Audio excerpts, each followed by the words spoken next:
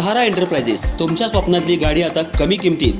इचलकरंजी शहरालगत असलेल्या कबनूर चंदूर रोडवर कोन्नूर पार्कमधल्या सहारा एंटरप्राइजेस इथं पश्चिम महाराष्ट्रातली विविध बँका आणि फायनान्स कंपन्यांनी जप्त केलेल्या जुन्या दुचाकी आणि चारचाकी गाड्यांची विक्री केली जाते.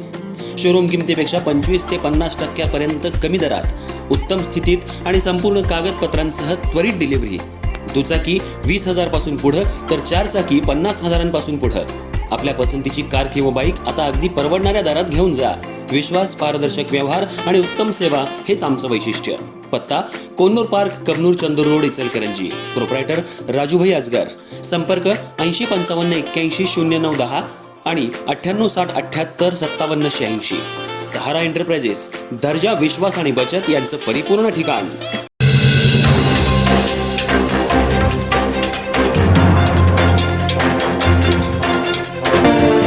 इचलकरंजी शहरालगत असलेल्या यड्राव इथं पार्वती औद्योगिक वसाहतीत 42 वर्षीय व्यक्तीचा दगडानं ठेचून खून झाल्याची धक्कादायक घटना समोर आली आहे.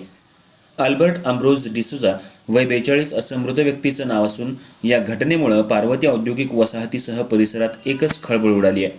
मिळालेल्या प्राथमिक माहितीनुसार यड्राव इथं हॉटेल ॲकॉर्ड इंटरनॅशनलच्या बारमध्ये दारूच्या बिलावरून वाद झाला. या वादाचं रूपांतर हाणामारीत झालं. यावेळी अल्बर्ट डिसूजा यांच्यावर दगडानं हल्ला करण्यात आल्याची प्राथमिक माहिती समोर आली आहे. या हल्ल्यात ते गंभीर जखमी झाले.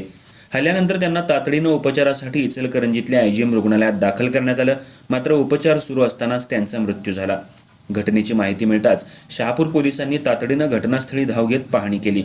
पोलिसांनी घटनास्थळावरील परिस्थितीची माहिती घेत तपासाला सुरुवात केली आहे. दरम्यान घटनेची माहिती मिळताच DYSP विक्रांत गायकवाड तसंच शहापूर पोलीस ठाण्याचे अधिकारी आणि कर्मचारी घटनास्थळी दाखल झाले. हल्ल्यामागचं नेमकं कारण काय, तसंच हल्ल्यात किती जणांचा सहभाग आहे याचा तपास पोलिसांकडून करण्यात येतोय. या प्रकरणातील संशयितांचा शोध घेण्यासाठी पोलिसांकडून विविध दिशेनं तपास सुरू असून घटनास्थळावरील उपलब्ध पुरावे आणि संबंधित व्यक्तींची माहिती पोलिसांकडून संकलित केली जाते. हॉटेल परिसरात घडलेल्या या घटनेमुळे नागरिकांमध्येही चिंता व्यक्त होतीये. दारूच्या बिलावरून झालेल्या वादातून हा खून झाला की त्यामागं अन्य कोणतं कारण आहे हे पोलिसांच्या तपासानंतर स्पष्ट होणार आहे.